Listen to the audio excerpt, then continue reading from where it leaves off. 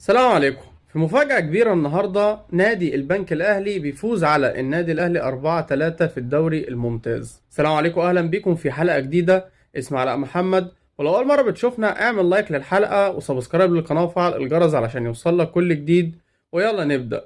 في الدقيقة 3 تقدم موديست للنادي الأهلي، ثم تعادل كريم بامبو للبنك الأهلي في الدقيقة 7، ثم تقدم رضا سليم للنادي الأهلي في الدقيقة 27، ثم تعادل محمد هلال في الدقيقة 63 للبنك الأهلي، ثم تقدم البديل حسين الشحات بالهدف الثالث للنادي الأهلي في الدقيقة 72، ثم تعادل سعيد أسومبوري في الدقيقة 83 للبنك الأهلي. وبعدين المفاجأة في الدقيقة 94، لياو أنور بيحرز الهدف الرابع للبنك الأهلي علشان يفوز بالمباراة في مفاجأة كبيرة. الماتش النهاردة كان سيء جدا للنادي الأهلي، أخطاء دفاعية كتيرة، الخطوط بعيدة جدا عن بعضها، واستهتار بشكل كبير جدا من اللعيبة، ولا كأنهم أول مرة يلعبوا مع بعض، ولا كأنهم نازلين الماتش وضامنين المكسب في أي وقت.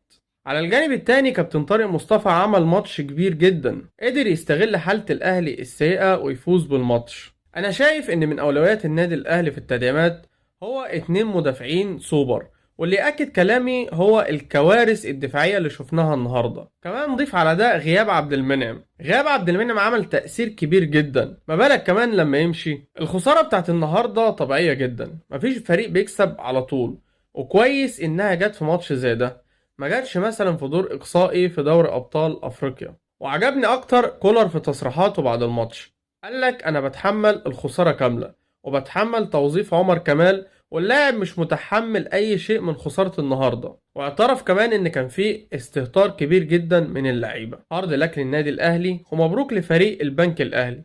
ده كان فيديو بسيط النهاردة، اعمل لايك للحلقة وسبسكرايب للقناة. أشوفكم في فيديو جديد. سلام.